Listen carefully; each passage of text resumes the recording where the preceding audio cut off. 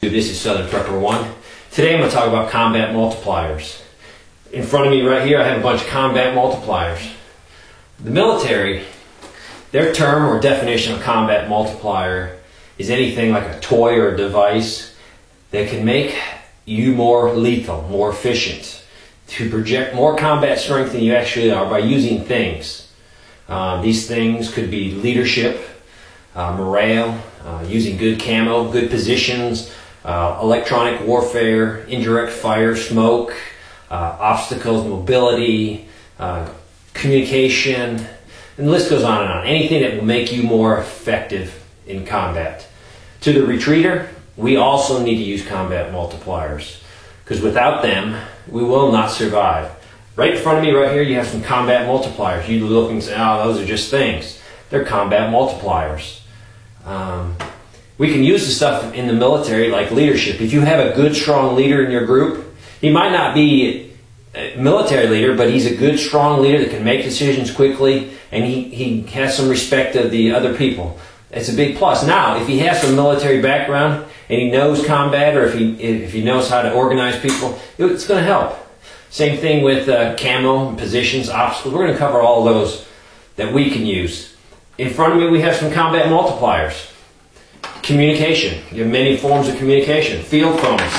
Highly recommend them. Without camo, you are nothing. If you had a field phone for every position, 6 or 7 positions, and you could talk, that is a combat multiplier, because you can relay information what the people see back to your tactical coordinator, your tactical leader, and he can make decisions. He could put the whole retreat or subdivision on alert because one person saw something and you had a way of communication. Now, you might think, well, we've got those family radios. Yes, you can use those, and those are good, but the enemy's going to hear everything you say. Plus, the enemy could use those against you. By simply finding out your frequency, he might just go ahead and push the button and make a hot mic so no one can talk. And right now, he has cut out all your communication. You've lost that combat multiplier. Field phones, he can't do it unless he actively cuts the wire that runs from each position. That's going to be a little harder. We got some other things. We got programmable scanners, so you can pick up those GMRS radios or family radios. CBs, other types of radios. This is to be able to be stronger with only the same amount of men. You might think bolt action rifle, not really a combat multiplier, but an AR-15 with a bunch of 30-round mags is a combat multiplier. One man with this system can pretty much do what 3 or 4 can do with this system by putting the amount of rounds downrange. Highly recommend 75-round drums. If you have an AK or AK clone, highly recommend 75-round drums. It's a combat multiplier.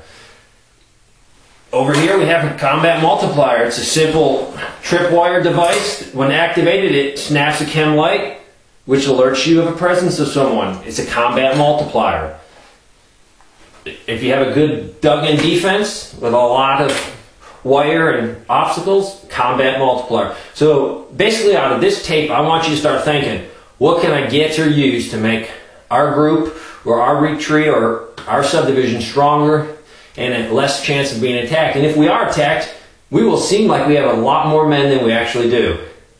One thing that's really a good combat multiplier, if you have some very long-range weapons that can reach out, you can use these weapons to inflict pain on the enemy or the looters that are trying to steal your stuff. You can use these weapons to neutralize or suppress, destroy the enemy from a far distance before he gets into your engagement area.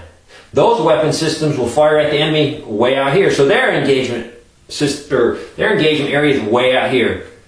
This is your main engagement area of everyone at your retreat. So use long-range weapon systems. Maybe a 30-06, 338, 50 cal, whatever you have at your disposal. Use those as a combat multiplier. Smoke. I'm going to talk about smoke. Smoke is definitely the most underused. It confuses a lot of people, but it's probably very, very important. You can do a lot of things with smoke. You can use smoke on the offense, you can use smoke on the defense. In the defense, if you use smoke properly, so you don't hurt yourself, you can isolate the attacking personnel. So while they're trying to attack, you're isolating groups of those people, and that way you can take care of them piecemeal. You can only deal with a few at a time. Instead of their whole assault hitting you, the smoke will slow them down. Smoke's also great it can silhouette enemy vehicles or vehicles that are coming against your retreat or subdivision. You can also use smoke on the defense by using smoke effectively to hide your wire or obstacles. So that makes it harder for them to breach. They don't know it's there until they get to it. There's many ways to use smoke. It's very hard to use smoke unless you know how to use it. It's also going to be hard to generate smoke. In the military, there's many ways to effectively generate smoke because it's products that we buy and the products that the military gives us to use. In a situation, a raw or without rule of law or survival situation, generating smoke will be a little harder, a little bit more trickier, but I think it's worth you looking into how to do that. Mobility. Mobility is a combat multiplier. Mobility. If you are on the offense, mobility will give you the means to continue the attack, continue the assault, and keep your momentum up. If you don't have mobility and you have to go by foot everywhere, your attack is going to be slower. In the defense, you can use mobility. You can move reserve forces up or reserve people up. You can use mobility to counterattack. If they come through part of your outer wire, you might be able to use vehicles or four-wheelers to counterattack them, get to them quicker before they can proceed into your area. So there's a lot of ways to use vehicles. What's called counter-mobility. Counter-mobility is obstacles. Using obstacles, man-made obstacles, and when you pair that with a natural obstacle, a gully, a creek, anything that's naturally there, and you add a little bit of wire or anything to slow them down, that is a better obstacle than if it was just a natural or man-made. It's harder for them to see what the obstacle is because the natural vegetation or the terrain feature will help you. There's a few ways what you want to do with an obstacle. When you put an obstacle out here, you're going to have a specific purpose for this obstacle. It could be a delaying obstacle. What you want to do is slow them down, delay them for whatever reason. That is a delaying obstacle. Channel them or channelize them.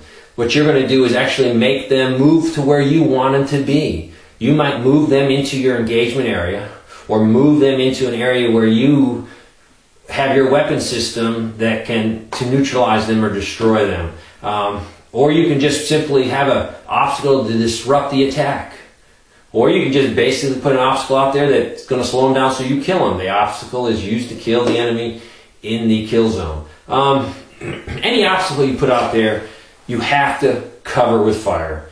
If you don't have it watched and you can't cover it with fire, they'll just cut your obstacle and come through it. A thing to make sure you do is make sure everyone on your side, in your subdivision, in your retreat, or in your group knows where every obstacle is. You might think, well, those ladies don't need to know where those obstacles are because they never go out. One time they might be out. They might be out picking some berries and they need to get back quickly and they run right into your obstacle and that just delays them. They can't get back in. Everyone needs to know where every obstacle you in place is. Dummy obstacles. Dummy obstacles will be placed out further than your true obstacles. What this will do is a few things. First of all, the enemy will be confused where your real perimeter is. So they're going to have to bring up their breaching team or breaching equipment, whatever they're going to use to breach your obstacle, and they're going to have to expose it prematurely. They might breach that obstacle and think, whoa, we're good, we're in their perimeter. And they send in their more assault units and they're coming forward. And then all of a sudden they'll run into your real obstacle. That's going to disturb them and disrupt them because they're going to have to call in their breach equipment or breach team to deal with the next obstacle. So you can use dummy obstacles or obstacles that are not as good as your other obstacles to cause some confusion.